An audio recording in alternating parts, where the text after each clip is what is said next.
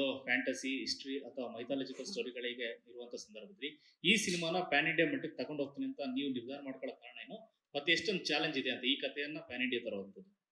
Sir ಇಲ್ಲ, ಈ ಕತೆ ನಾನು ಪ್ಯಾನ್ ಇಂಡಿಯಾಗೆ ತೊಗೊಂಡು ಹೋಗ್ತಾ ಇಲ್ಲ. ನಾನು ಆಲ್ರೆಡಿ ಪ್ಯಾನ್ ಇಂಡಿಯಾಗೆ ಹೋಗಿದ್ದೀನಿ. ಸಾರಿ, ಕಬ್ಜಾ ಮಾಡಿದಾಗ 4,000 ಸ್ಕ್ರೀನ್ ಹಾಕಿದ್ದೀನಿ ಅಂದರೆ ನನ್ನ ಕಾಂಟ್ಯಾಕ್ಟ್ಸ್ ಹಂಗಿದೆ. ಈಗ ಆನಂದ್ ಪಂಡಿತ್ ಅವರು ಹಿಂದಿಲಿ ನನಗೆ ಚೆನ್ನಾಗಿದ್ದಾರೆ. ಸೊ ಎಲ್ಲದಕ್ಕೂ ನನಗೆ ಅಸೋಸಿಯೇಷನ್ ಆಗಿದ್ದಾರೆ. ನಾನು ಸಿನಿಮಾ ಕೊಟ್ಟರೆ ಸಾಕು, ನಾನು ಎಫರ್ಟ್ ಹಾಕೋ ಅವಶ್ಯಕತೆ ಇಲ್ಲ. ಅಂದರೆ ನಾನು ಅಷ್ಟು ದುಡ್ಡು ಹಾಕಿ ಕಬ್ಜಾ ಮಾಡಿದ್ರಿಂದ ಆ ಲೈನಪ್ಗೆ ನಾನು ಸಿಕ್ಕಿದೆ. ಈಗ ಅವರಿಗೆ ನಾನು ಈ ಸಿನಿಮಾ ಕೊಡ್ತೀನಿ. ಸೊ ಅವ್ರ ಇನ್ವೆಸ್ಟ್ಮೆಂಟ್ ಆಗುತ್ತೆ, ಅವ್ರು ರಿಲೀಸ್ ಮಾಡ್ತಾರೆ. ಸೊ ನಮ್ಮ ಕನ್ನಡದ ಚಿತ್ರಕ್ಕೆ ಅಲ್ಲಿಂದನೂ ಇನ್ಕಮ್ ಬರುತ್ತೆ. ತೆಲುಗುಲ್ಲಿ ನಂಗೆ ಅಸೋಸಿಯೇಷನ್ ಇದ್ದಾರೆ, ಮಲಯಾಳಮಲ್ಲಿ ಅಸೋಸಿಯೇಷನ್ ಇದ್ದಾರೆ, ತಮಿಳಲ್ಲಿ ಅಸೋಸಿಯೇಷನ್ ಇದ್ದಾರೆ. ಇವರಿಗೆ ನಾನು ಸಿನಿಮಾ ರೆಡಿ ಮಾಡಿಕೊಟ್ರೆ ಸಾಕು. ಹಾಗಾಗಿ ಕತೆ ಆಮೇಲೆ ಎಲ್ಲರಿಗೂ ಅಪ್ಪ ಇರ್ತಾರೆ. ನಮ್ಮ ಶ್ರೀಕಾಂತ್ ಸರ್ ಹೇಳ್ತಿದ್ದಾರೆ, ಕರೆಕ್ಟ್ ಅಲ್ವಾ? ಎಲ್ಲರಿಗೂ ಕನೆಕ್ಟ್ ಆಗುತ್ತೆ ಸರ್. ಕಂಟೆಂಟ್ ಸಿನಿಮಾ ಇದು. ಕಂಟೆಂಟ್ ಸಿನಿಮಾ ಪ್ಯಾನ್ ಇಂಡಿಯಾ ಆಗಬಾರ್ದು ಅಂತಿಲ್ಲ. ಒಂದು ಕನ್ನಡದ ಕಂಟೆಂಟು ಪ್ಯಾನ್ ಇಂಡಿಯಾಗೆ ವರ್ಕೌಟ್ ಆಗುತ್ತೆ. ಮತ್ತೆ ನನಗೆ ಕಾಂಟ್ಯಾಕ್ಟ್ಸ್ ಇದೆ, ನಾನು ಅದನ್ನ ಆ ರೇಂಜಿಗೆ ರಿಲೀಸ್ ಮಾಡ್ತೀನಿ. ಚಂದ್ರು ಸರ್, ಇಲ್ಲಿ ಲಕ್ಷ್ಮೀನಾರಾಯಣ್ ಸರ್, ಚಾರ್ಮಿನಾರು ಮತ್ತೆ ತಾಜ್ ಮಹಲ್ ಸಿನಿಮಾಗಳ ನಂತರ ನಿಮ್ಮ ಸಿನಿಮಾಗಳಲ್ಲಿ ತುಂಬಾ ಎಮೋಷನಲಿ ಜಾಸ್ತಿ ಡೀಪ್ ಆಗಿ ಮಾಡಿರ್ತಕ್ಕಂತ ಕತೆ ಇದೆ ಅನ್ಸುತ್ತೆ. ಸೊ ಆ ನಿಟ್ಟಿನಲ್ಲಿ ಆ ಸಿನಿಮಾಗಳ ಸಾಲಿನಲ್ಲಿ ಇದು ನಿಲ್ಲುತ್ತಾ ಮುಂದಿನ ದಿನಗಳಲ್ಲಿ ರಿಲೀಸ್ ಆದ್ಮೇಲೆ? ಸರ್, ತಾಜ್ ಮಹಲ್ ನಮಗೆ ಗೊತ್ತಿಲ್ಲ, ಅದು ಆಗಿದ್ದು ಮಾಡಿದೆ ಎಫರ್ಟ್ ಹಾಕಿ ಆನೆಸ್ಟಿಯಾಗಿ.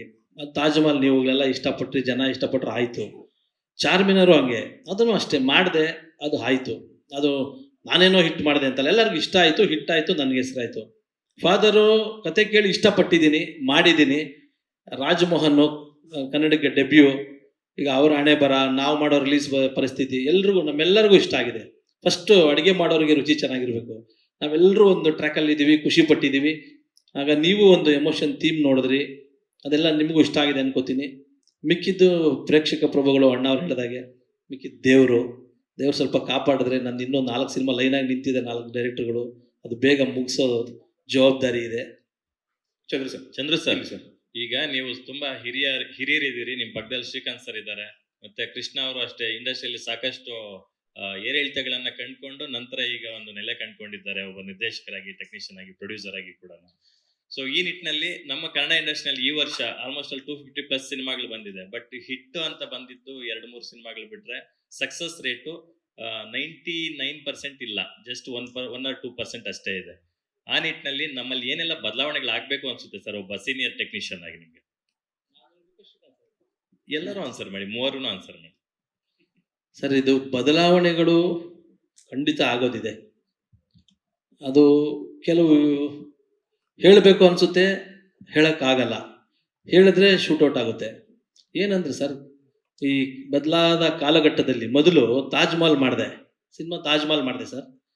ನಮ್ಮ ವಾಸು ಸರ್, ಜಗಣ್ಣ, ನೀವುಗಳು ನೋಡಿದ್ರೆ ಎಷ್ಟು ರೆಸ್ಪೆಕ್ಟ್ಫುಲ್ಲಾಗಿ ಬರ್ತಿದ್ವಿ, ಹೆಂಗೆ ಖುಷಿಯಾಗಿ ಬರ್ತಿದ್ವಿ. ನೀವುಗಳು ಹಂಗೆ ನಿಂತು ಕಂಟೆಂಟ್ ಬಂದಾಗ ಎದ್ದು ನಿಂತು ಬೆಳೆಸ್ಬಿಟ್ರಿ. ನೀವು ಆರ್ ಚಂದ್ರು ಆದರು, ಕಬ್ಜಾ ಮಾಡೋದು 100 ಕೊಟ್ಟಿದ್ದು ಎಲ್ಲ ನೀವುಗಳು ಸಪೋರ್ಟ್ ಕೊಟ್ರಿ.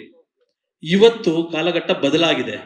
ಸೊ ಈ ಕಾಲಘಟ್ಟದಲ್ಲಿ ಇವತ್ತು ಜನ್ಜಿ ರಿಪೋರ್ಟರ್ಗಳು ಬಂದಿದ್ದಾರೆ. ಸೊ ಅವರುಗಳು ಕೂಡ ಸ್ವಲ್ಪ ಎಮೋಷನ್ ಇಟ್ಕೊಂಡು ಅವರುಗಳು ಕೂಡ ನಂತರ ಅಥವಾ ರಾಜಮೋಹನ್ ಥರದವ್ರನ್ನ ಅವರು ಬೆಳೆಸ್ಬಿಟ್ರೆ ನೆಕ್ಸ್ಟ್ ಇನ್ನೊಂದು ಲೆವೆಲ್ಗೆ ಹೋಗುತ್ತೆ. ಅವರಲ್ಲಿ ಕೈ ಮುಗಿದು ಕೇಳ್ಕೊತೀನಿ, ಹೇಳಿದ್ರೆ ತಪ್ಪಾಗಿ ಅರ್ಥ ಮಾಡ್ಕೊಳ್ತಾರೆ ಗೊತ್ತಿಲ್ಲ ನನಗೆ. ನಾನು ಯಾವಾಗ ನನ್ನ ಪ್ರೆಸ್ ಮೀಟಲ್ಲಿ ಹೇಳೋಣ ಅನ್ಕೊಂಡೆ, ನೀವು ಕೇಳ್ಬಿಟ್ರಿ. ಎಲ್ರೂ ಸರ್ ಇವತ್ತಿನ ಮೆಂಟಾಲಿಟಿ ಬದಲಾಗಿ ಕನ್ನಡ ಇಂಡಸ್ಟ್ರಿ ಅಂತ ಸಿನಿಮಾ ನೋಡಬೇಕು. ಒಂದು ಶಾರ್ಟ್ ತೆಗೆದು ಒಬ್ಬ ತಾಯಿ ಇರ್ತಾಳಲ್ಲ ಸರ್, ಮಗುನ ಇರ್ತಾಳಲ್ಲ, ತಾಯಿಗೆ ಗೊತ್ತು ಒಂದು ಸಿನಿಮಾ ಹಿಟ್ಟು ಫ್ಲಾಪು ಅನ್ನೋದು ಈಸಿ. ಆದರೆ ಒಂದು ಶಾರ್ಟ್ ತೆಗೆಯೋದಕ್ಕೆ ಆ ಡೈರೆಕ್ಟ್ರು, ಆ ಪ್ರೊಡ್ಯೂಸರು, ಅವ್ರ ಹಿಂದಿನ ಎಫರ್ಟ್ಗಳು, ಮನೆ ಮಠಗಳು, ಇವನ ದಿನಗಳು ಎಲ್ಲ ಹೋಗಿರ್ತದೆ. ಹಂಗಾಗಿ ಇರಲಿ, ಪ್ರೇಕ್ಷಕರು ಅವರು ಕಮೆಂಟ್ ಹಾಕ್ಲಿ, ಅವ್ರದ್ದೇನು ಅಭಿರುಚಿಗಳೆಲ್ಲರೂ ಹೇಳಿ, ನಾನು ತಪ್ಪು ಅಂತ ಹೇಳಲ್ಲ. ಬಟ್ ನಿಮ್ಮ ಕೈಯಲ್ಲೂ ಇದೆ. ಆ ಹಿರಿಯ ಪತ್ರಕರ್ತರು ಹೇಗೆ ನಮ್ಮಗಳನ್ನೆಲ್ಲ ಬೆಳೆಸ್ಕೊಂಡ್ಬಂದ್ರೋ, ಇವತ್ತು ನಿಮ್ಮಗಳ ಕೈಯಲ್ಲೂ ಇದೆ. ನನ್ನ ಬ್ರದರ್ಸ್, ನೀವು ಎಲ್ಲ ಸಿನಿಮಾಗಳನ್ನು ದಯವಿಟ್ಟು ಎಲ್ಲ ಸಿನಿಮಾಗಳನ್ನು ಬೆಳೆಸಿ. ಕನ್ನಡ ಇಂಡಸ್ಟ್ರಿ ಬೆಳೆದ್ರೆ ನೀವುಗಳು ಬೆಳಿತೀರಾ, ನಾವುಗಳು ಬೆಳಿತೀವಿ, ಎಲ್ಲರೂ ಜೊತೆಗಿರ್ತೀವಿ. ಸೊ ಕನ್ನಡ ಸಿನಿಮಾನ ಬಿಟ್ಟಿಲ್ಲ. ಅಫ್ಕೋರ್ಸ್ ಒಂದು ಕನ್ನಡ ಸಿನಿಮಾನ ಪ್ಯಾನ್ ಇಂಡಿಯಾ ಮಟ್ಟಕ್ಕೆ ತಗೊಂಡೋಗಿದ್ದೆ ಇವತ್ತಿನ ನಮ್ಮ ಜೆನ್ಜಿ ರಿಪೋರ್ಟರ್ಸೇ. ಎಲ್ಲಿವರೆಗೂ ವರ್ಲ್ಡ್ ಗ್ಲೋಬ್ ನೋಡೋ ಥರ ಮಾಡಿದ್ದಾರೆ, ಪಾಪ ಇಲ್ಲ ಅಂತಲ್ಲ. ಸೊ ನಾವುಗಳು ಎಫರ್ಟ್ ಆಗ್ತಿರ್ತೀವಿ, ತಪ್ಪಾದರೆ ಕ್ಷಮಿಸಿ, ಹೇಳಿ, ಪರವಾಗಿಲ್ಲ, ತಿದ್ದುಕೋತೀವಿ. ಬಟ್ ಕನ್ನಡ ಸಿನಿಮಾನ ಕೈ ಬಿಡಬೇಡಿ ಯಾವತ್ತು. ಕನ್ನಡ ಸಿನಿಮಾ ತಗೊಂಡೋಗಿ, ಯಾಕೆ ಅಂದ್ರೆ ನಾವು ನಿಮ್ಮ ಜೊತೆಗೇ ಇರ್ತೀವಿ. ಲೇಟೆಸ್ಟ್ ಹಾಗೂ ಇಂಟ್ರೆಸ್ಟಿಂಗ್ ಸುದ್ದಿಗಳಿಗಾಗಿ ಬಾಸ್ ಟಿವಿ ಕನ್ನಡ ಚಾನೆಲ್ನ ಸಬ್ಸ್ಕ್ರೈಬ್ ಮಾಡಿ. ಹಾಗೆಯೇ ಬೆಲ್ ಐಕಾನ್ ಪ್ರೆಸ್ ಮಾಡಿ.